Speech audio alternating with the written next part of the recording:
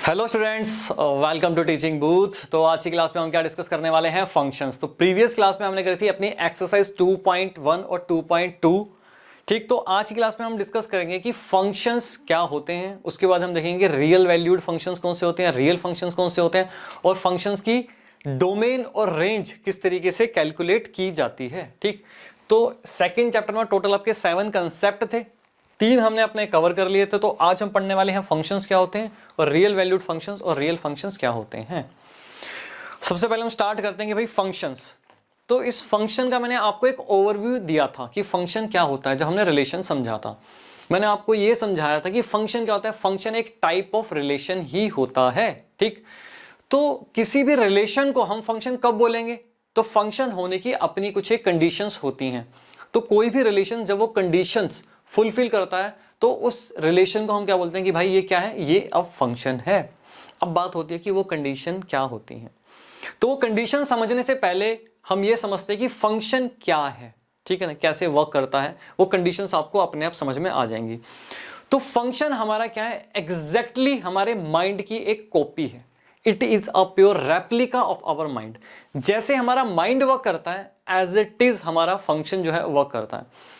तो फंक्शन समझने से पहले आप एक बार ये समझ लो कि हमारा माइंड किस तरीके से वर्क करता है। अगर आपने वो समझ लिया तो आप फंक्शन लाइफ में कभी भी नहीं भूलोगे। आज से 10 साल बाद भी आपसे कोई पूछ ले कि भाई फंक्शन क्या है, उसकी डेफिनेशन सुनाओ, आप उसको एज इट इज उसको सुना दोगे, ये मेरी गारंटी है। ठीक, तो सबसे पहले हम ये देखते हैं कि जो फंक्शन है, ठीक है, वो कैसे वर्क करता है। एकदम हमारे माइंड की तरह वर्क करता है। तो माइंड हमारा कैसे वर्क करता है पहले हम वो समझेंगे। ठीक, तो माइंड किस तरीके से हमारा वो करता है, ये क्या करता है, ये माइंड हमारा क्या है, एक मशीनरी है। ठीक, ये इन्वायरमेंट से कुछ इनपुट्स एक्सेप्ट करता है, ठीक है, और उसको प्रोसेस करता है और उन इनपुट्स के बेसिस पे रिस्पोंड करता है, मतलब एक आउटपुट देता है।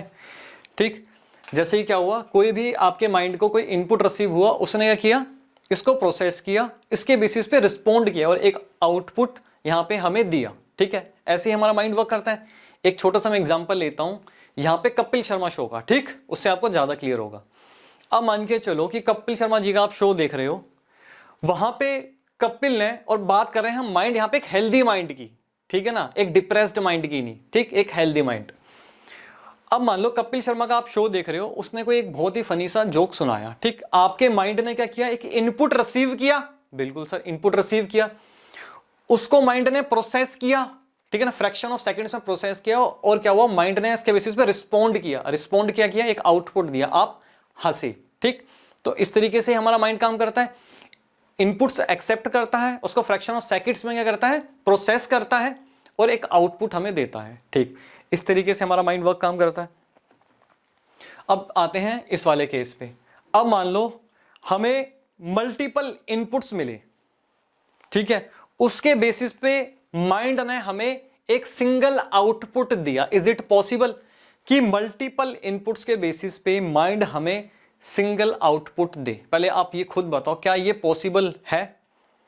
सर समझ में नहीं आया। अब मेरी बात सुनो, अब शो का ही हम एक एग्जांपल लेते हैं। ठीक, यहां पे क्या हुआ, कपिल शर्मा ने जोक सुनाया, ठीक, ठीक, उसके बाद क्या हुआ, माइंड ने उसे प्रोसेस किया, उसको रिस्पोंड किया, आप क्या किए, हंसे। ठीक, बिल्कुल सर।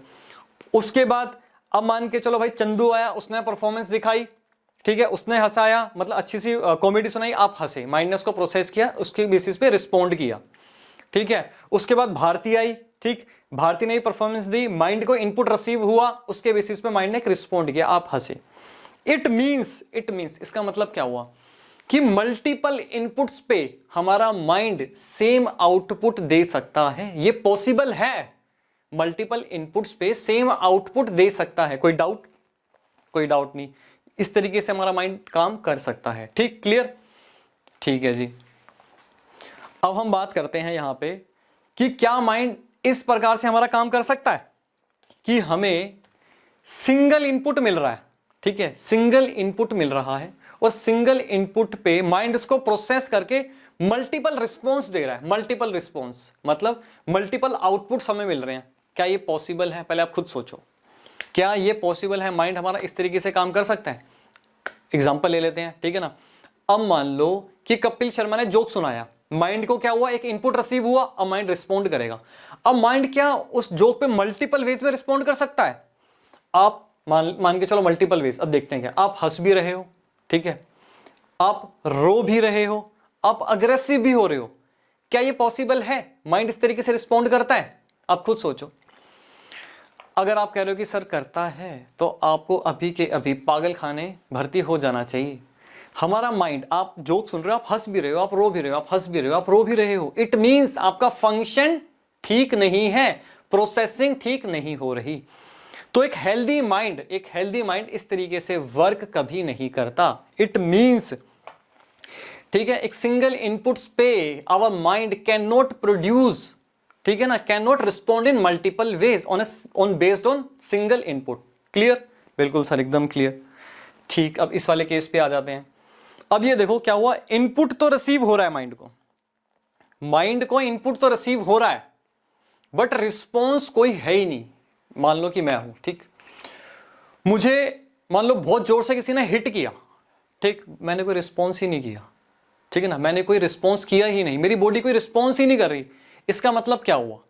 इसका मतलब ये हुआ, और मान के चलो आपने देखोगे अगर कोई पर्सन मरने वाला है, ठीक है ना, तो उसको क्या किया जाता है, ऐसे करंट लगाया जाता है, ठीक है ना, कि वो कुछ रिस्पॉन्ड करे, बट उसकी बॉडी रिस्पॉन्ड नहीं कर रही। इट मींस उसका माइंड डेड हो चुका है, या तो फिर वो कोमा में जा चुका है। It means function properly work नहीं कर रहा। तो हमारा एक हेल्दी माइंड इस तरीके से काम नहीं करता।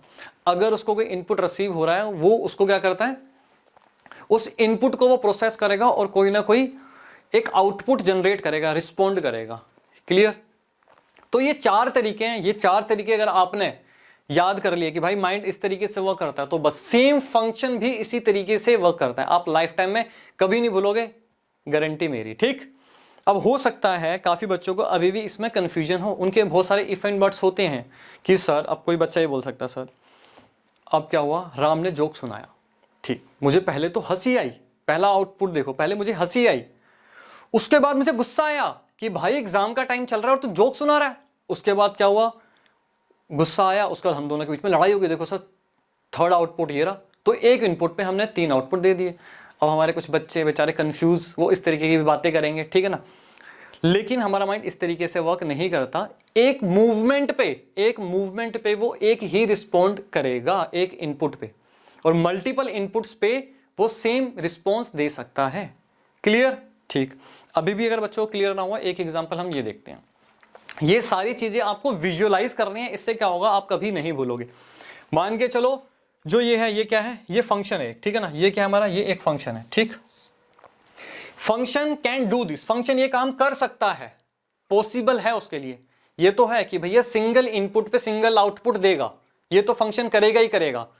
और ये भी काम कर सकता है कि वो मल्टीपल इनपुट्स एक्सेप्ट कर रहा है और उसके बेसिस पे हमें एक सिंगल आउटपुट दे रहा है। ये पॉसिबल है, फंक्शन इस प्रकार का काम भी कर सकता है। बट ये पॉसिबल नहीं है कि वो सिंगल इनपुट रिसीव कर रहा है और मल्टीपल हमें आउटपुट दे रहा है। ठीक, तो ये पॉसिबल नहीं है। तो आपको क्या करना है, ये डायग्राम जो है अपना कॉपी में नोट करना है इसको, ताकि आपको ये चीजें याद रहें। ठीक है, तो ये जो बनाया हुआ मैंने कौन, ये क्या है, बेसिकली ये फंक्शन को रिप्रेजेंट कर रहा है। ठीक, क्लियर? और पिछली वाली स्लाइड्स में भी जो थे एरो बना के, वो आपको अपनी कॉपी में नोट करना है, ठीक है ना, वो 4 जो केसेस थे। अब कुछ बच्चे कहेंगे सर अभी भी समझ में नहीं आया। अगर समझ में नहीं आया अभी भी, तो कमी मेरे पढ़ाने में है, आपके समझने में नहीं है। और भी बहुत एग्जाम्पल है। ठीक, अब हम और एग्जाम्पल समझते हैं कि फंक्शन क्या होता है। ठीक, अब मैं बात कर रहा हूं यहां पे, अब मान के चलो एटीएम मशीन तो यूज करी होगी आपने, बिल्कुल करी होगी। अब आप मुझे बताओ, अब मान के चलते हैं कि भाई एटीएम मशीन क्या है, ये एटीएम मशीन है, ठीक है ना, ये क्या है हमारा, ये एक फंक्शन परफॉर्म करता है, ठीक है ना, ये एटीएम मशीन है हमारी। अब इसमें ध्यान से सुनना, आपने क्या करी, यहाँ पे कोई ट्रांजैक्शन एग्जीक्यूट करी। किसकी बात कर रहे हैं हम, यहाँ पे ट्रांजैक्शन की बात कर रहे हैं, ट्रांजैक्शन, ठीक है ना। तो ये ट्रांजैक्शन हमारे लिए यहाँ पे क्या है, ये इनपुट है। ठीक सर, ट्रांजैक्शन यहाँ पे एग्जीक्यूट करी हमने। इस ट्रांजैक्शन के बेसिस पे क्या हुआ, इसने क्या किया, एक बैंक अकाउंट जो है, इस बंदे का बैंक अकाउंट जो है, इसको हिट किया। क्या किया, बैंक बैलेंस इसका रिड्यूस किया। ठीक, तो सिंगल इनपुट पे सिंगल एक आउटपुट हमें क्या मिला कि भाई हमारा बैंक बैलेंस रिड्यूस हो गया, ठीक है ना। जो बैंक बैलेंस की बात करें उसको हम यहाँ पे आउटपुट मान रहे हैं, ठीक है। जो ट्रांजैक्शन है उसको यहाँ पे हम इनपुट मान रहे हैं, ठीक क्लियर। ये पॉसिबल है, होता है, हाँ हो सकता है, ठीक है। अब यहाँ पे आपने ट्रांजैक्शन करी, राम ने करी, श्याम ने करी, सबके लिए केस ये पॉसिबल है, बिल्कुल पॉसिबल है। एटीएम ऐसे ही काम करता है। अब एक बात सुनो, आप गए, ठीक है ना, पर डे की लिमिट कितनी होती है, 20,000 होती है, ठीक है। आप विड्रॉ कर सकते हो। आपने क्या किया, यहाँ पे 2,000 की बहुत सारी यहाँ पे ट्रांजेक्शन एग्जीक्यूट करी, ठीक है ना। पहले आपने 2,000 की ट्रांजेक्शन एक एग्जीक्यूट करी, फिर 2,000 की करी, ठीक है। इस तरीके से आपने यहाँ पे मल्टीपल ट्रांजेक्शन एग्जीक्यूट करी, ठीक है ना। 10 ट्रांजेक्शन आपने एग्जीक्यूट करी, तो इनपुट्स कितने हो गए आपके पास। अगर मैं बात करूं यहाँ पे इनपुट्स आपने मशीन को कितनी बार दिए, 10 इनपुट्स दिए, ठीक है। 10 इनपुट के बेसिस पे अब मान के चलो ये बैंक अकाउंट कौन सा हिट करेगा, ये आप ही का बैंक अकाउंट हिट करेगा, ठीक, आप ही का बैंक अकाउंट हिट करेगा, बिल्कुल सर। क्या हुआ, मल्टीपल इनपुट्स पे हिट क्या हुआ, सिर्फ एक ही अकाउंट हुआ। आउटपुट क्या मिला, सिर्फ एक ही आउटपुट हमें मिला। पॉसिबल है, बिल्कुल सर पॉसिबल है। अब मुझे ये केस आप बताओ, ये केस आप बताओ, क्या ये पॉसिबल है, ये पॉसिबल है कि आपने इसमें एक ट्रांजैक्शन एग्जीक्यूट करी, ठीक, 10,000 की मान लो, ठीक। पॉसिबल है कि एटीएम मशीन इसको 2 बैंक अकाउंट में हिट करे। मान लो ये बैंक 1 हो गया किसी का और ये बैंक 2 हो गया। इस 10,000 की ट्रांजैक्शन को 2 जगह पे वो हिट करे, पॉसिबल है, बिल्कुल भी ये पॉसिबल नहीं है। तो क्या समझाया था, फंक्शन इस तरीके से ही काम करता है। सिंगल इनपुट पे मल्टीपल आउटपुट आपको नहीं मिलेंगे। आपको ना रीजन भी समझाऊंगा कि इस तरीके से ये क्यों कहा गया फंक्शन को, ठीक। तो ये भी आपको एक तरीके से यहाँ पे एटीएम का एग्जांपल यहाँ पे नोट कर लेना है, ठीक। अभी भी हो सकता है कुछ बच्चों को समझ में ना आया हो, एग्जाम्पल हमारे पास बहुत है, ये भी एक बार नोट कर लो ताकि आपको याद रहे, ठीक। एक एग्जाम्पल और लेते हैं छोटा सा। सर अभी भी समझ में नहीं आया, कोई बात नहीं। कंप्यूटर तो सबने चलाया होगा, बिल्कुल चलाया होगा, ठीक। अब हम बात करते हैं, ये मान लो हमारा एक कंप्यूटर है, ठीक। ये एक कंप्यूटर होता है और क्या होता है, कंप्यूटर का एक प्रोसेसर होता है, ठीक। हमने क्या किया, जब भी हम एक सिस्टम को एक इनपुट प्रोवाइड करते हैं, जैसे मान लो आप कीबोर्ड चला रहे हो, तो क्या हो रहा है, ये इनपुट जा रहे हैं और जो आपको दिखाई दे रहा है वो क्या है, उसका आउटपुट है, जो आप देखते हो, ठीक है। जो इंटरफेस है वो क्या है, आउटपुट है। जो आप कीज प्रेस कर रहे हो वो उसका इनपुट है, ठीक। ऐसे सिस्टम काम करता है। अब आप बताओ, अगर आप कोई कमांड देते हो, ठीक है, तो उसके बेसिस पे क्या होता है, सिस्टम क्या करता है, एक आपको आउटपुट देता है, ठीक।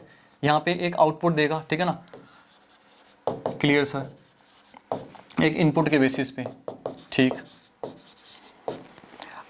क्या ये पॉसिबल है, आपने सिस्टम में कई बार देखा होगा कि हम मल्टीपल कमांड्स पे, हम यहां पे अगर मैं दूं, अगर यहां पे कमांड दूं, इनपुट मान लो, अब मुझे सिस्टम को बंद करना है, सिस्टम को मुझे बंद करना है, तो एक कमांड मेरे पास ऐसी होगी कि मैं क्या कर सकता हूं, Alt + F4, ठीक। उसके बाद यहां पे एंटर, उसके बाद मैंने एंटर प्रेस कर दिया, क्या होगा, सिस्टम हो जाएगा ऑफ। दूसरा ऑप्शन मेरे पास क्या है, दूसरा ऑप्शन मेरे पास ये है कि मैं पावर पे जाऊं और वहां पे सिस्टम को कर दूं शट डाउन, ठीक। दोनों केसेस में सिस्टम क्या होगा, आउटपुट क्या मिलेगा मुझे, पावर ऑफ हो जाएगा,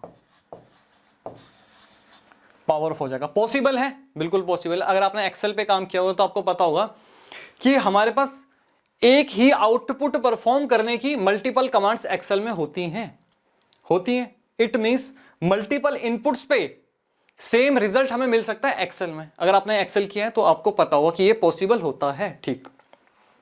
अब मुझे आप बताओ कि ये क्या पॉसिबल है, सिस्टम हमारा, अगर मान लो यहां पे मैं इसको कमांड दे दूं, ठीक है, किसकी, ये मैंने दिया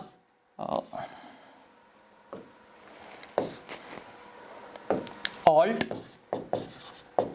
+ F4, उसके बाद एंटर, ठीक। अब मान लो मैं यहां पे आउटपुट क्या दे रहा हूं, ये पॉसिबल है कि भाई यहां पे ये ऑन भी हो रहा है और ये ऑफ भी हो रहा है, ऑन भी हो रहा है, ये ऑफ भी हो रहा है। अगर ऐसा हो जाए तो क्या होगा, सिस्टम को पता ही नहीं चल रहा कि भाई मुझे कमांड मिली है, मुझे करना क्या है, on off on off on off. It means function क्या हो गया, प्रोसेसिंग क्या हो गई, गलत हो गई। तो इस तरीके से हमारा क्या कहते हैं, कंप्यूटर भी हमारा इस तरीके से काम नहीं करता।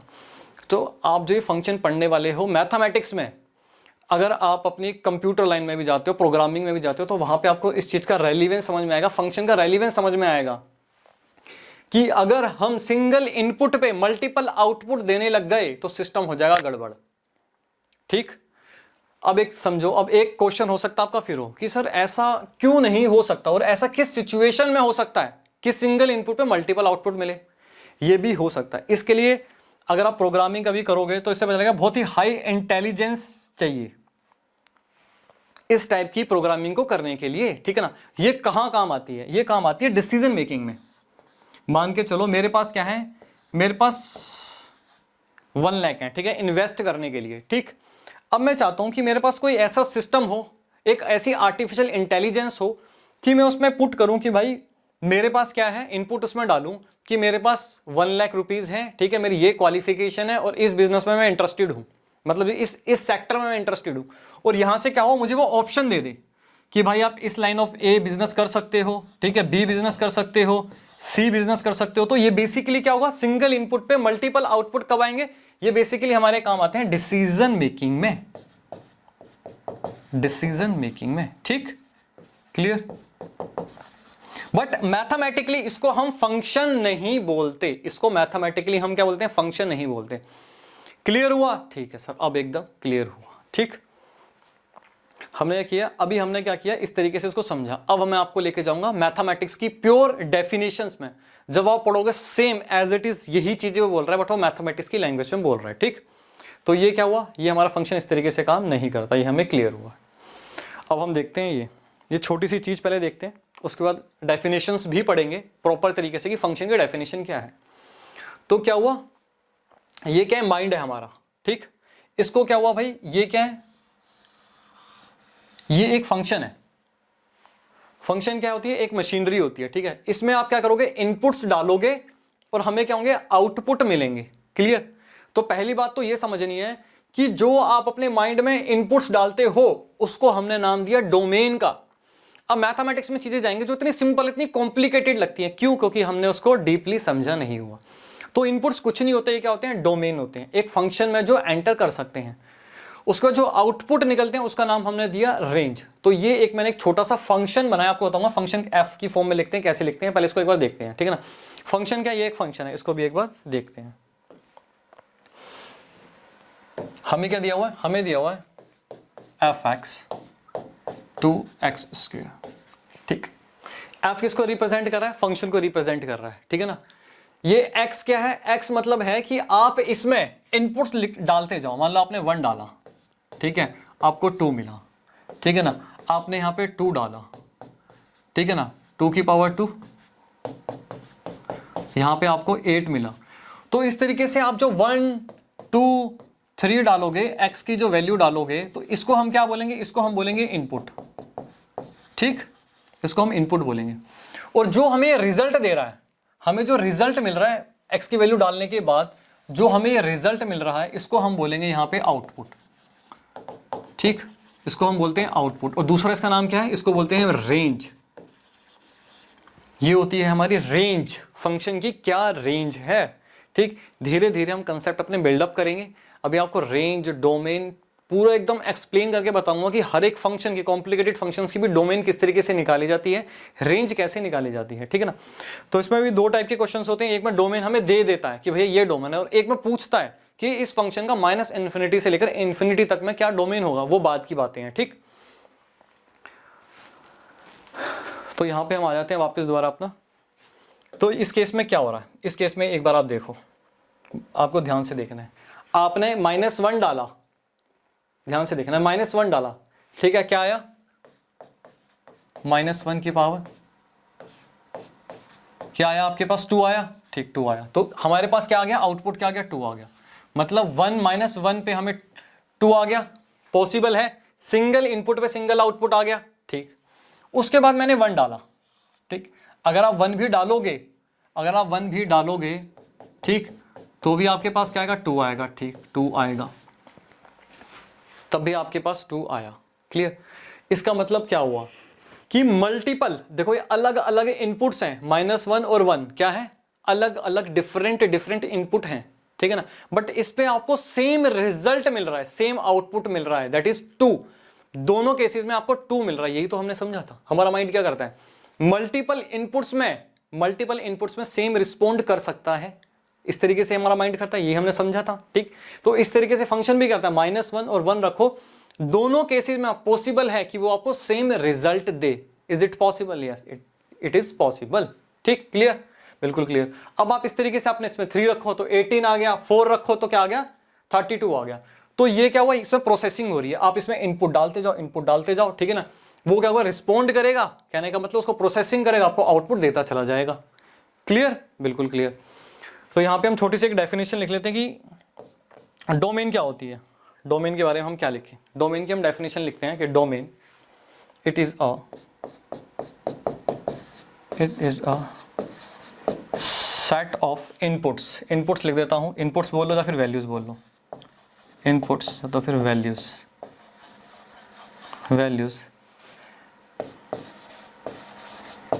That can enter into a function,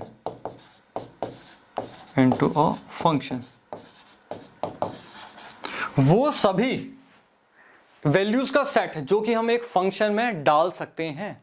अब यहां पे आप एक लाइन और लिख सकते हो, एक लाइन इसमें और लिख लो, ये आपको अभी समझ में नहीं आएगी, बाद में उसको समझाऊंगा आपको, ठीक है ना। वो सभी inputs, set of values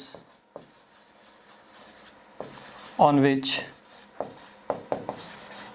function is defined. अभी आप मुझसे मत पूछना कि ये मैंने क्या लिखा, बस इसको आप अभी नोट करो, ठीक। उसके बाद हम करते हैं कि भाई फंक्शन क्या है। अब हम बात कर रहे हैं फंक्शन की। फंक्शन क्या होती है, फंक्शन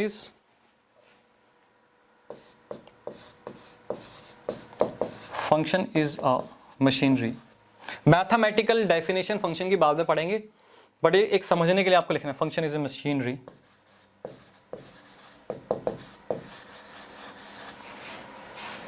ठीक है, विच प्रोसेस द इनपुट्स।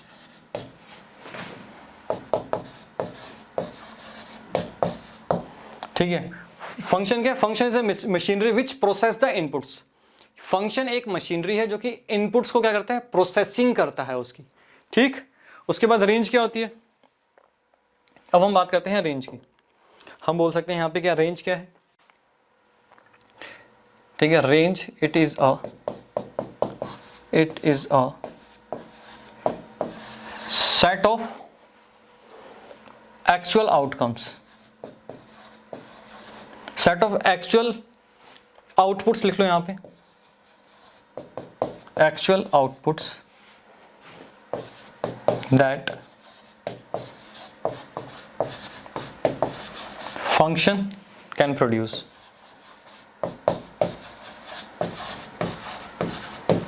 तो क्या लिखा, it is a set of actual outputs, एक सेट है एक्चुअल आउटपुट्स का, दैट फंक्शन कैन प्रोड्यूस, जो फंक्शन प्रोसेसिंग के बाद प्रोड्यूस करके हमें देगा। क्लियर, ठीक। उसके बाद बात करते हैं हम कोडोमेन की।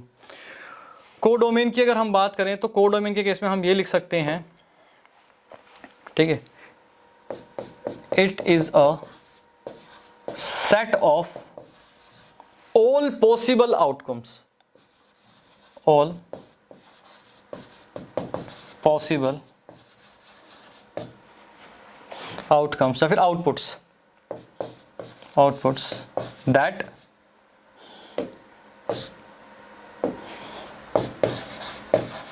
function can produce।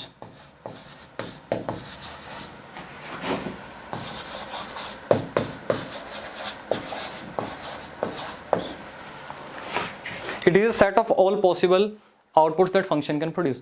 अभी आपको ये चारों डेफिनेशन बहुत ही अच्छे से समझ में आएंगी, पहले इसको आप नोट करो जल्दी से।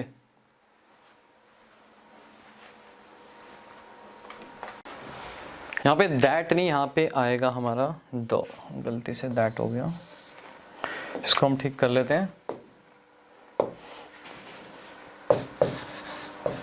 ठीक, नोट करो इसे जल्दी, कर लिया नोट, ठीक है जी, नोट कर लिया। अब मैं आपका 1 मिनट और लूंगा, ठीक है ना। एक बार जो मैंने आपको 4 केसेस बताए थे ना, इस वाले केस से कोरिलेट आपको करके मैं बताता हूँ, ठीक। फटाफट देखना है। अभी आपने देखा कि हमें फंक्शन एक दे रखा था f(x) 2x²। इसमें एक केस आपने क्या देखा कि अगर आप इसमें 2 रखो, ठीक। अगर हमने देखा अगर इसमें मैं 2 रख रहा हूँ इनपुट, ठीक है ना, यहाँ पे बात कर रहा हूँ मैं इनपुट की, यहाँ बात कर रहा हूँ मैं ये आउटपुट की, ठीक। अगर आपने यहाँ पे 2 रखा तो क्या आया 8, ठीक। तो 2 पे आ रहा है हमारा 8। क्लियर। ये हमारा एक केस ये हो गया कि एक इनपुट पे हमें एक आउटपुट मिल रहा है, ठीक है सर। अब मैंने यहां पे रखा -1 और 1। इन दोनों केसेस पे मुझे क्या मिला, -1 पे भी मुझे क्या मिला, यहां पे अगर मैं देखूं तो 2 मिला, ठीक। और 1 पे भी क्या हुआ, मुझे 2 मिला। क्लियर। इट मीन्स मैं यहां पे 2 लिख सकता हूं। मल्टीपल इनपुट्स पे मुझे सेम आउटपुट मिल रहा है। ये सेकंड केस हुआ, जैसे मैंने आपको समझाया था हमारा माइंड किस तरीके से प्रोसेस करता है, ठीक। उसके बाद क्या हुआ, ये हो गया, ये हो गया, ठीक। थर्ड केस आप देखो, ये पॉसिबल है कि आप इसमें कोई एक वैल्यू रखो f(x) में, यहां पे कोई भी एक ऐसी वैल्यू रखो कि आपको जो रिजल्ट मिल रहे हैं वो 2 मिल रहे हैं। पॉसिबल है, कोई भी रियल नंबर आप यहां पे रख लो, बट एक वैल्यू पे आपको 2 रिजल्ट मिल ही नहीं सकते। 2x क्यों है ना, एक्चुअली कोई भी वैल्यू रख लो, 1 2 3 4 -1 -2 -6, जो दिल करे वो रख लो। मतलब ही नहीं बनता कि आपको 2 आउटपुट 2 वैल्यू मिल जाए। यही तो हमने समझा था, यही तो हमने समझा था। क्लियर हुआ, ठीक। उसके बाद सेकंड केस, थर्ड केस भी हमें क्लियर हो गया, ठीक। थर्ड केस भी क्लियर हो गया, वो भी हमने यहां से कोरिलेट कर लिया। चौथे पे आओ फटाफट। इसमें अब आप कोई भी इनपुट डालो, कोई भी यहाँ पे XYZ, कोई भी इसमें कोई भी इनपुट डालो, कोई भी वैल्यू डालो, कुछ ना कुछ आपको आउटपुट तो मिलेगा ही। कोई ना कोई एक सिंगल आउटपुट तो आपको मिलेगा ही। अगर आप कोई भी x की वैल्यू पुट करोगे, ऐसा नहीं हो सकता ना, मान लो आपने यहाँ पे वैल्यू 5 पुट करी तो कुछ तो आपको मिलेगा ही। ऐसा नहीं हो सकता कि फंक्शन कुछ दे ही ना आपको। ये लास्ट केस था कि अगर इनपुट माइंड को रिसीव हो रहा तो उसको प्रोसेस करके वो आउटपुट देगा ही देगा। अगर वो नहीं दे रहा, इट मींस फंक्शन में कुछ प्रॉब्लम है। तो 4 केस हमारे यही थे। क्लियर हुआ, ठीक है जी, क्लियर हुआ। ये नोट आपने कर लिया, ठीक। अब हम समझेंगे मैथमेटिकली, थोड़ा इसको देखते हैं कि मैथ्स में इसकी डेफिनेशन किस तरीके से लिखी गई है। अब मैं मैथमेटिकल डेफिनेशन यहां पे मैं इसकी लिख रहा हूं, ठीक। पहले हम यहां लिखते हैं कि फंक्शन क्या है। Function is a type of relation. It is denoted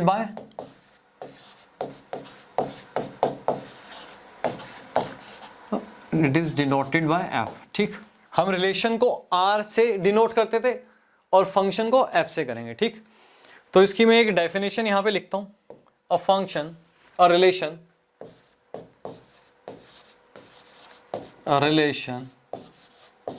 from set A to set B।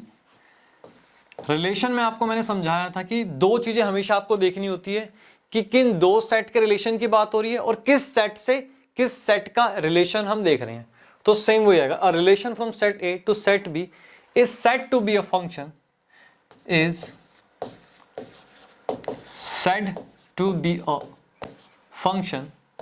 इसको फंक्शन कहा जाएगा इफ इसकी 2 कंडीशंस है। अच्छा जी, कौन सी कंडीशंस है वो भी एक बार हम देख लेते हैं। कंडीशन नंबर 1,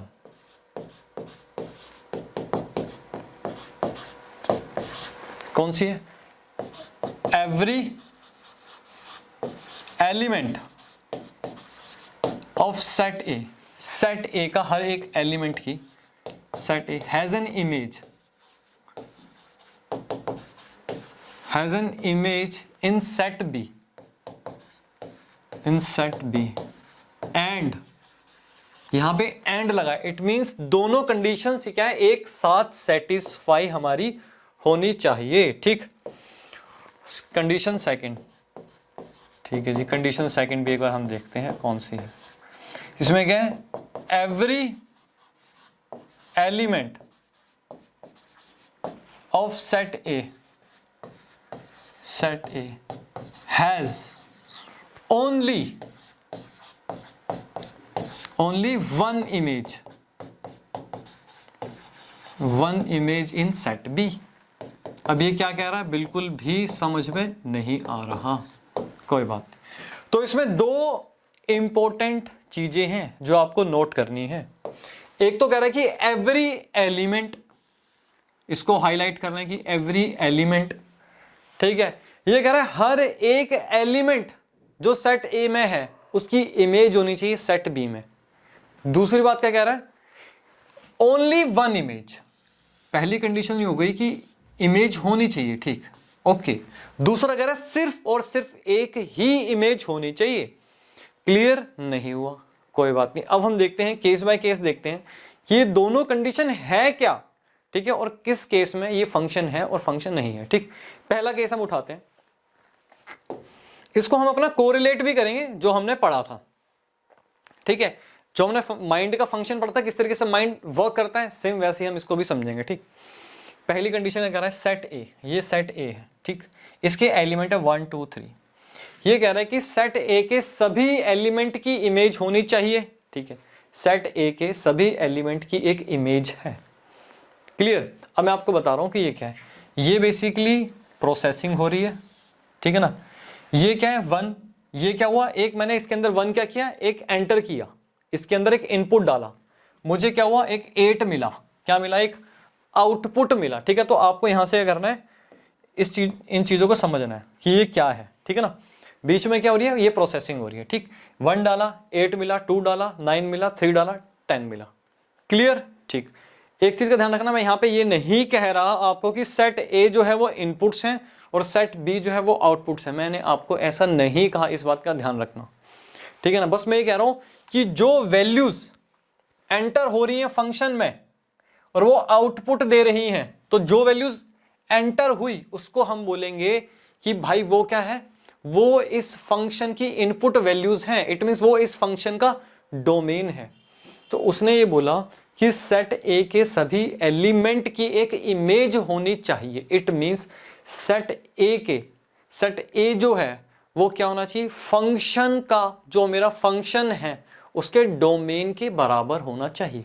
अभी आपको बात क्लियर नहीं हुई, अब आप समझो। एवरी एलिमेंट मतलब ये एक फंक्शन है, ठीक है ना।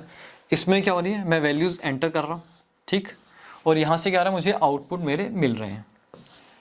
क्लियर हुआ, बिल्कुल क्लियर हुआ। तो कह रहा है भाई जो भी तुम ये वैल्यूज एंटर करोगे इसको हम बोलते हैं डोमेन, ठीक। तो कह रहा है कि अगर आप दो सेट के बीच का, अगर आप एक रिलेशन देख रहे हो, उसको हम फंक्शन तभी कहेंगे जब सेट ए के जितने भी एलिमेंट्स हैं वो सारे के सारे इस फंक्शन के, एक फंक्शन, ठीक है ना, इस फंक्शन के डोमेन के बराबर होंगे। इट मींस इन सभी, ये सभी के सभी वैल्यूज फंक्शन के अंदर एंटर होनी चाहिए। जो वैल्यूज फंक्शन में एंटर होती हैं उनको ही हम फंक्शन का डोमेन बोलते हैं, इनपुट वैल्यूज बोलते हैं। क्लियर हुआ, बिल्कुल क्लियर हुआ, ठीक है। तो पहली कंडीशन तो ये हो गई। अब हम चेक करते हैं कि हाँ भाई 1 2 3 तीनों की एक इमेज है, कंडीशन सेटिस्फाई। यहां पे हम लिख सकते हैं, अब आपको समझाऊंगा भी दूसरे तरीके से। कंडीशन 1, ठीक, कंडीशन 1 सेटिस्फाइड, ठीक है भाई। हर सेट ए के हर एक एलिमेंट की एक इमेज है। कंडीशन सेकंड, कंडीशन सेकंड क्या है, कंडीशन सेकंड में ये बोल रहा है कि सिर्फ और सिर्फ सिंगल इमेज होनी चाहिए। 1 की सिर्फ एक ही इमेज है, 2 की सिर्फ एक ही इमेज है, 3 की सिर्फ एक ही इमेज है, ठीक है ना। तो ये जो इमेज सिंगल इमेज आ रही है ये क्या है, 8 9 10, ये क्या है, ये हुए हमारे रेंज। तो मैं बोल सकता हूं इस केस में हमारा डोमेन क्या हुआ, ऐसा समझें। अगर हम यहाँ पे इसको इस तरीके से समझें कि हमारा डोमेन क्या हुआ, मैं बोल सकता हूँ कि मेरा डोमेन क्या हुआ, जिसको मैं बोलता हूँ इनपुट वैल्यूज। डोमेन क्या हुआ मेरा, डोमेन हुआ मेरा 1 2 3, ठीक है ना, क्योंकि हर एक वैल्यू के ऊपर मुझे एक आउटपुट मिल रहा है तो मेरा डोमेन हुआ। रेंज क्या हुआ, इसको समझना बहुत जरूरी है। रेंज क्या हुआ, दैट इज आउटपुट। ठीक है, जो वैल्यूज मुझे आउटपुट रिजल्ट मिल रहा है वो रेंज होता है। ये क्या हुआ, 8, 9 एंड 10। ठीक, ये क्या हुआ मेरा, ये आउटपुट हुआ। एक चीज बात करो, मैं ये नहीं कह रहा कि सेट ए आपका डोमेन है, सेट बी आपका रेंज है, मैंने ऐसा नहीं कहा। मैंने कहा जो वैल्यूज फंक्शन में एंटर हुई, ठीक है, उनको मैंने डोमेन कहा। फंक्शन में कौन कौन सी वैल्यू एंटर हुई, 1 2 3 हुई। तो क्या हुआ, जो ये डोमेन हुआ ये सेट ए के बराबर होना चाहिए। सेट ए में भी एलिमेंट 1 2 3 हैं, डोमेन में भी एलिमेंट 1 2 3 हैं। जब दो सेट के एलिमेंट्स बराबर होते हैं, सेम होते हैं, तो हम उनको बोल सकते हैं इक्वल हैं। तो ये इक्वल होना चाहिए। ठीक, उसके बाद जो मुझे आउटपुट मिल रहा है, ठीक है ना, जो मुझे आउटपुट मिल रहा है 8 9 10, वो क्या हुआ, यहाँ पे रेंज हुई। बाय डिफॉल्ट इस केस में क्या हुआ, जो रेंज हुई मेरी वो सेट बी के बराबर आ गई। और यहाँ पे सेकंड कंडीशन में क्या था कि सिर्फ और सिर्फ एक इमेज मिलनी चाहिए। भाई एक ही इमेज मिल रही है, कंडीशन सेटिस्फाइड, मतलब ये फंक्शन है। अब आपको एक बार समझाता हूँ कोरिलेट करके कि हमने वहां क्या समझा था। हमने यही तो समझा था, हर एक इनपुट पे हमारे पास आउटपुट होना चाहिए। हर एक इनपुट पे ऐसा नहीं हो सकता कि हमारे माइंड को इनपुट रिसीव हो रहा है बट वो आउटपुट नहीं दे रहा। तो अगर ऐसा हुआ तो फंक्शन हो जाएगा गलत। अभी हमने पीछे भी समझा। तो हर एक इनपुट पे आउटपुट होना चाहिए, यही तो हम समझ रहे हैं। तभी इसने बोला कि एंटायर सेट ए जो है इसके सभी एलिमेंट की एक इमेज होनी चाहिए। मतलब हर एक इनपुट पे हमें ये क्या करे, एक वैल्यू दे। इसलिए क्या हुआ, सेट ए जो हुआ वो हमारा डोमेन के बराबर आ गया।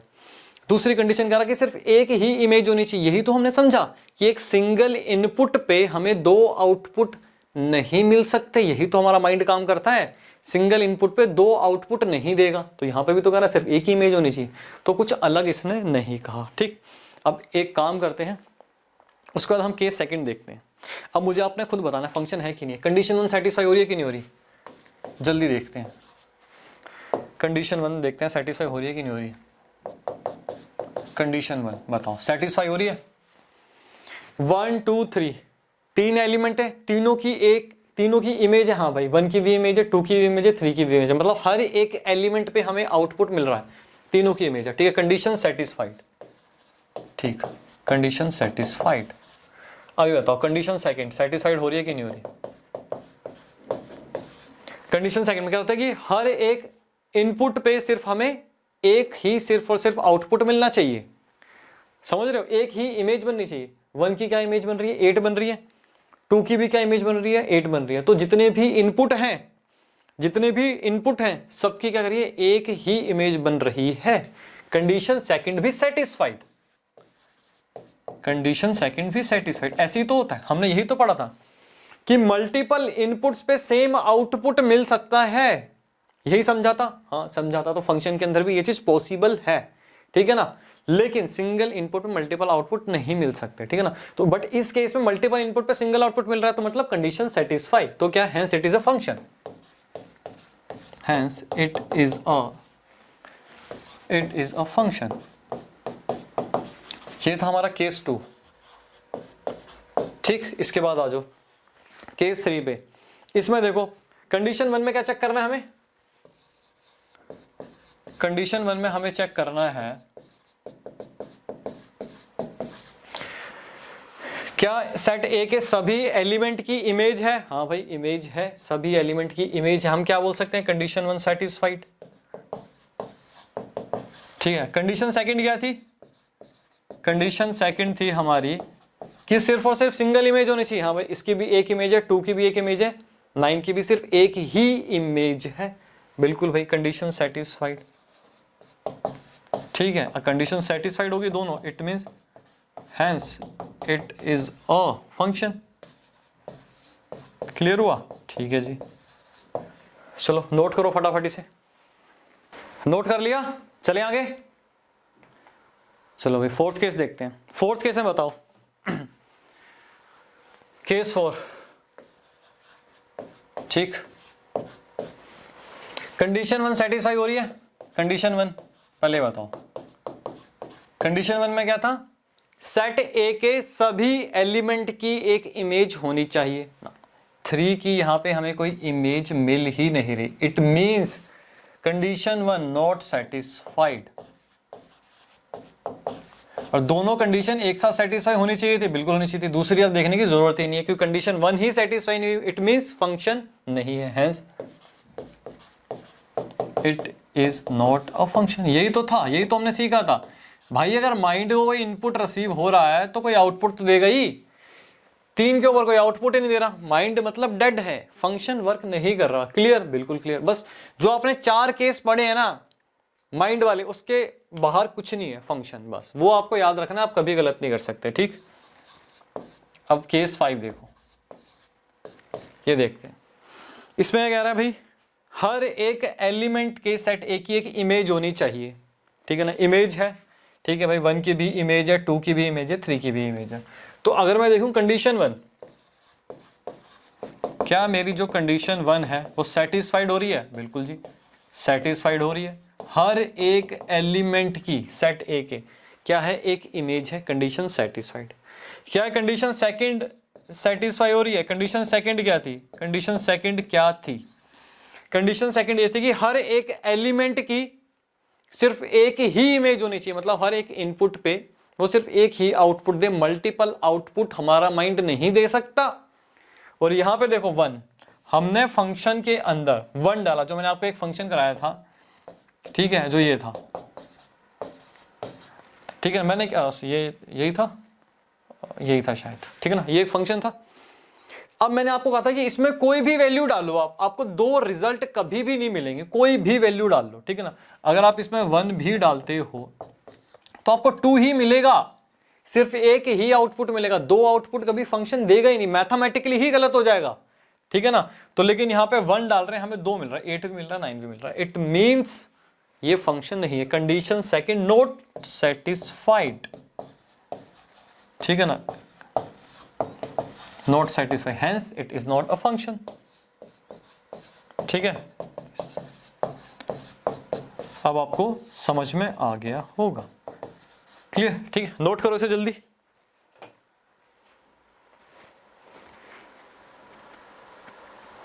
कर लिया नोट, चले आगे। अब हम पढ़ते हैं एक इसकी फॉर्मल डेफिनेशन, एग्जैक्टली पूरी प्योर मैथमेटिकल डेफिनेशन जो दी गई है फंक्शन की, वो ये है। अब अगर आप इसको देखोगे तो कितनी कॉम्प्लिकेटेड लगेगी, लेकिन कुछ भी नहीं है, वही 4 केसेस हैं जो मैंने आपको स्टार्टिंग में समझाए थे माइंड की वर्किंग के, बस वही है। ये कह रहा है रिलेशन एफ, एक रिलेशन एफ है from set A to set B, is said to be a function, उसको फंक्शन तभी कहेंगे जब domain of function F is A, domain of function F is A. क्या हुआ कि जो सेट ए है, एंटायर सेट ए, वो क्या हो, डोमेन के बराबर हो फंक्शन के। आपको पीछे यही तो समझाया था कि सेट ए की हर एक एलिमेंट फंक्शन में एंटर करना चाहिए और एक इमेज दे, इट मींस वो सभी एलिमेंट जो फंक्शन में एंटर करते हैं वो डोमेन होते हैं। और हमने कंडीशन लगाई कि सेट ए के सभी एलिमेंट क्या होने चाहिए, फंक्शन में एंटर होने चाहिए, पहले वही पढ़ा। वहां पे भी हमने यही समझा कि सेट ए जो है वो डोमेन के बराबर होना चाहिए फंक्शन के, मतलब सभी एलिमेंट की एक इमेज होनी चाहिए, वो यही तो कह रहा है कि domain of function F is ए। कितनी सिंपल से, अब नीचे केसेस भी देखेंगे एक बार हम। और कह रहा है no 2 distinct ordered pair have same first element. समझ में नहीं आया, कोई बात नहीं, पहले यहां देखो। अब ये क्या है, सेट ए है, इसके क्या है, ये 3 एलिमेंट है, तीनों एलिमेंट पे हमें क्या मिल रहा है, एक आउटपुट मिल रहा है। क्लियर हुआ? इसका मतलब हुआ कि जो ये डोमेन, मैं बोल सकता हूं डोमेन ऑफ एफ हुआ, ये फंक्शन है मान लो, ठीक है ना, ये क्या हुआ, एक फंक्शन है, ठीक। तो डोमेन ऑफ एफ क्या हुआ मेरा, डोमेन ऑफ एफ हुआ मेरा यहां पे 1 2 3, क्योंकि हर एक वैल्यू पे मुझे एक आउटपुट मिल रहा है, ठीक है ना। और सेट ए क्या हुआ मेरा, जो सेट ए है वो भी क्या हुआ, 1 2 3 हुआ, ठीक। तो यहां पे डोमेन जो हुआ मेरा, डोमेन ऑफ एफ जो हुआ वो मेरा क्या हुआ, सेट ए के इक्वल हुआ। कंडीशन 1 सेटिस्फाई, कंडीशन 1 में यही कह रहा था वो, ठीक। अब कंडीशन सेकंड पे आ जाओ, वो कह रहा है no 2 distinct ordered pair have same first element. एक काम करो, इसके ऑर्डर्ड पेयर बना लो, इसके ऑर्डर्ड पेयर बना लो। इसके ऑर्डर पेयर में यहां पे लिख देता हूं क्या रहे हैं, क्या बनेंगे ऑर्डर पेयर, 1 8 बनेगा, ठीक। उसके बाद 2 and 8 बनेगा, 1 8 2 8, उसके बाद 3 एंड 10, ठीक है ना, ये ऑर्डर्ड पेयर हो गए। तो ये अलग अलग 3 ऑर्डर्ड पेयर हमारे पास बन गए। ये कह रहा है कि जो पहला एलिमेंट है, फर्स्ट एलिमेंट है, वो सेम नहीं होना चाहिए किसी भी केस में। तो तीनों केसेस में हमारे फर्स्ट जो एलिमेंट हैं वो अलग अलग हैं। अब ऐसा क्यों कह रहा है आपको अभी समझ में आएगा। तो इस केसेस में अलग अलग हैं, हाँ भैया तीनों अलग अलग हैं, ठीक है ना, कोई भी सेम नहीं है। क्लियर, अभी आपको आगे वाले इस 2 केसेस में क्लियर हो जाएगा ऐसा क्यों है। तो 2 कंडीशन सेटिस्फाई होगी। पहले देखो, इट मींस ये क्या हुआ, ये एक फंक्शन है। ये क्या हुआ, हमने देखा कि भाई ये वाला जो केस हुआ ये फंक्शन है, ये हमारा फंक्शन है, ठीक। अब हम बात करते हैं इस वाले में। आ जाओ, पहली कंडीशन क्या कह रहा है, सेट ए जो है वो डोमेन होना चाहिए। सेट ए में कितने एलिमेंट हैं, 3 एलिमेंट हैं। सेट ए की बात करूं अगर मैं, तो सेट ए में मेरे पास क्या है, सेट ए में एलिमेंट है 1 2 एंड 3। बट इस फंक्शन का डोमेन क्या है, अगर मैं डोमेन देखूं तो डोमेन तो सिर्फ और सिर्फ मेरे पास 2 ही वैल्यू है, 1 और 2। बिल्कुल जी, 1 और 2 है। इसका मतलब क्या हुआ, जो डोमेन हुआ, ठीक है ना, वो सेट ए के बराबर नहीं है। सेट ए के बराबर नहीं है। कंडीशन 1 नॉट सेटिस्फाइड, सेकंड देखने की जरूरत ही नहीं है, तो फंक्शन नहीं हुआ। तो ये इसने क्या बोला, इसने इसको थोड़ा कोडिंग में लिख दिया। वो यही कहना चाहता है बेचारा, ये कहना चाहता है कि भाई हर एक एलिमेंट की इमेज होनी चाहिए और 3 की कोई इमेज नहीं है। इनडायरेक्ट वे में वो यही कह रहे हैं कि सेट ए जो है वो डोमेन होना चाहिए। इनडायरेक्टली उन्होंने यही कहा कि इन तीनों एलिमेंट की एक इमेज होनी चाहिए। क्लियर, तो इस केस में क्या हुआ, not function, not a function, ठीक, ये फंक्शन नहीं है। क्लियर। अब थर्ड केस पे आ जाओ, थर्ड केस पे आ जाओ, क्या कह रहा है, हर एक एलिमेंट जो है सेट ए का वो डोमेन होना चाहिए। ठीक है भैया, डोमेन क्या है, 1 2 3, ये 3 वैल्यू फंक्शन में एंटर हुई तो ये डोमेन हुआ। और सेट ए में भी ये 3 एलिमेंट है 1 2 3। हाँ भाई, तो इस केस में क्या हुआ, हमारा सेट ए जो है वो बराबर हो गया डोमेन ऑफ एफ के। अगर हम थोड़ी देर के लिए देख लें तो कंडीशन 1 तो होगी सेटिस्फाई। कंडीशन सेकंड देखो, no 2 distinct ordered pair have same first element. क्या इस वाले में ये कंडीशन सेकंड हमने चेक नहीं करी क्योंकि यहाँ पे हमें नीड भी नहीं थी, लेकिन यहाँ पे हमें कंडीशन सेकंड चेक करनी है।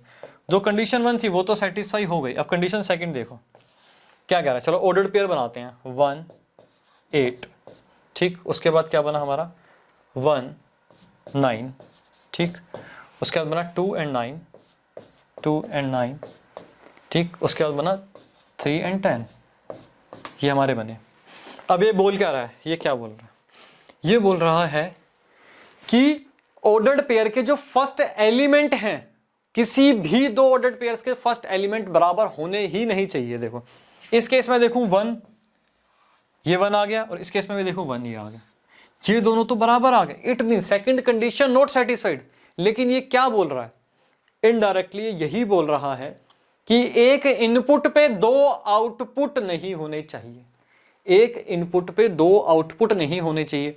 तो वो अब मैंने आपको ध्यान रखना है कि जो 4 केसेस पढ़ाए थे वो कितने इंपॉर्टेंट थे कि माइंड कैसे वर्क करता है। सभी डेफिनेशंस में फंक्शन की बस वो 4 केसेस के आसपास ही है, ठीक है ना। तो यहाँ पे एक इनपुट पे 2 आउटपुट दे रहा है, हमारा माइंड ऐसे काम नहीं करता, एक इनपुट पे 2 रिस्पॉन्स नहीं देता, ठीक है ना। तो क्या हुआ, ये फंक्शन नहीं है। कंडीशन सेकंड क्या हो रही है, नॉट सेटिस्फाइड, ठीक है ना। तो क्या हुआ, नॉट अ फंक्शन। इसको मैं लिख सकता हूं नॉट अ फंक्शन। ये क्या है, नॉट अ फंक्शन, ठीक। तो एक बार आप इसे नोट कर सकते हो, फिर आगे चलते हैं।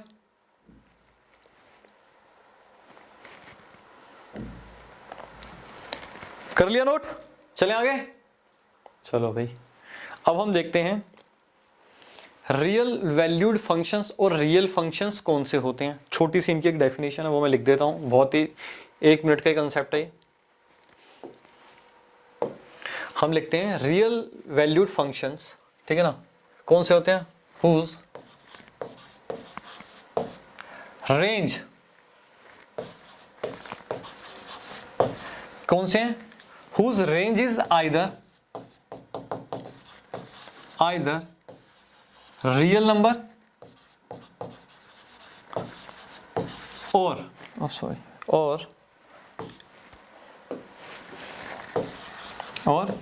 Set of real number.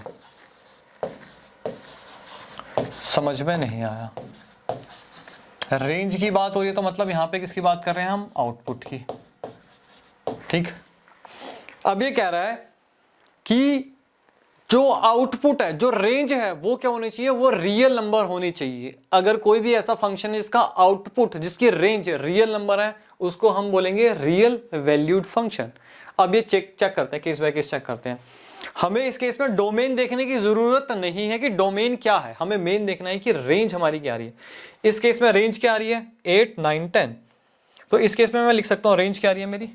Range आ रही है मेरी, क्या आ रही है? 8, 9 एंड 10 रियल नंबर। ठीक है, तो मैं रेंज कह सकता हूं कि जो मेरी रेंज है, ये रेंज है जो ये, ठीक है ना, सबसेट है किसका? रियल नंबर्स का। ठीक है, यही तो कह रहा है, सबसेट होना चाहिए रियल नंबर का। इट मींस ये क्या हुआ? ये रियल वैल्यूड फंक्शन हुआ। ये कौन सा फंक्शन हुआ? ये हुआ मेरा रियल वैल्यूड फंक्शन। इसका बोल सकता हूं ये मेरा रियल वैल्यूड फंक्शन है। क्लियर? ठीक, अब यहां पे आ जाओ। अब आप कहोगे सर डोमेन तो एबीसी है। भैया डोमेन कुछ भी है, हमें उससे लेना देना नहीं। हमारी रेंज क्या है? 8, 9, 10। रेंज क्या है? हमारी रियल नंबर्स की है। ठीक है ना, रियल नंबर आने, इट मींस ये रियल वैल्यूड फंक्शन हुआ। क्या हुआ? 8, 9 एंड 10। ठीक, तो जो मेरी रेंज आई, जो रेंज आई, ठीक है, ये क्या है? सबसेट हुई रियल नंबर्स की। इट मींस क्या हुआ? ये रियल वैल्यूड फंक्शन हुआ। ये हुआ मेरा रियल वैल्यूड फंक्शन। ठीक, सिंपल सी डेफिनेशन। फटाफट नोट करो इसको जल्दी जल्दी।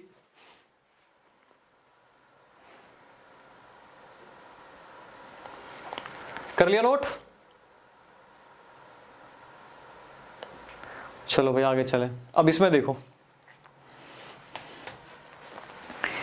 डोमेन क्या है हमें कोई लेना देना नहीं। ठीक है ना, हम बात कर रहे हैं रेंज की। तो इस केस में रेंज क्या आई मेरी? जल्दी बताओ। इस केस में रेंज क्या आई? रेंज, रेंज मतलब क्या होता है? आउटपुट। मैंने इनपुट डाले और उन इनपुट से मुझे आउटपुट क्या मिला, वो क्या होती है? रेंज होती है। इस केस में मुझे क्या क्या मिला? इनपुट डाले तो मुझे 2, 4 और 6 ही मिला। तो मेरी रेंज क्या हुई? मेरी रेंज हुई 2, 4 एंड 6। अब कुछ बच्चे कंफ्यूज हो सकते हैं कि सर के भी तो है।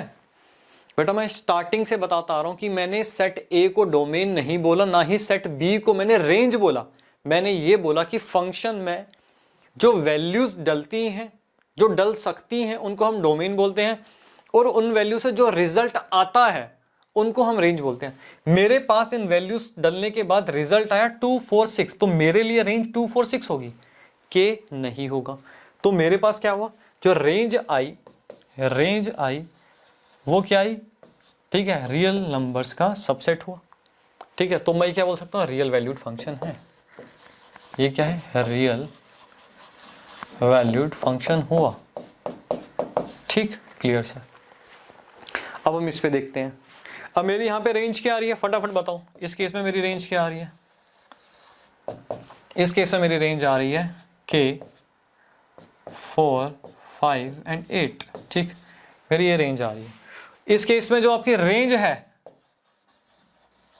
वो सबसेट नहीं है रियल नंबर्स का, क्योंकि यहां पे के आ गया और के कोई भी रियल नंबर नहीं होता। तो यहां पे हमने समझा कि रियल वैल्यूड फंक्शन ये क्या है? नॉट, मैं यहां पे लिखता हूं नॉट रियल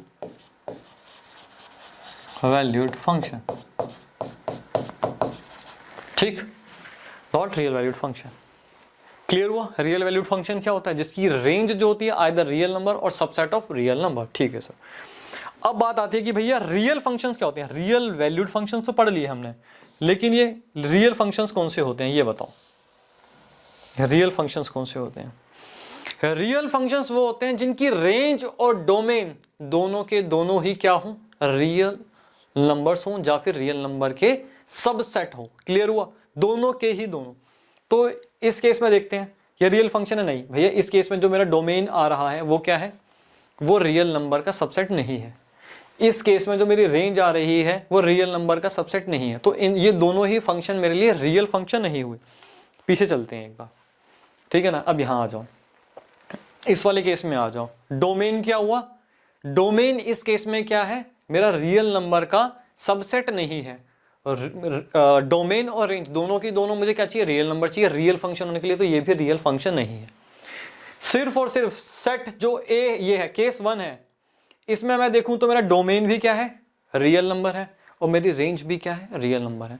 तो जो मेरा सिर्फ और सिर्फ जो केस 1 हुआ, कौन सा हुआ, ओनली केस 1, जो मेरा केस 1 है सिर्फ और सिर्फ उसी को मैं बोलूंगा भैया वो रियल फंक्शन है।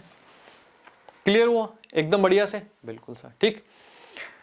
इसको नोट करो पहले जल्दी आप। अब हम स्टार्ट करेंगे इसके बाद कि भाई किसी फंक्शन की हमें डोमेन कैसे निकालना है और किसी फंक्शन का हमें रेंज किस तरीके से कैलकुलेट करनी है, ठीक। नोट कर लिया।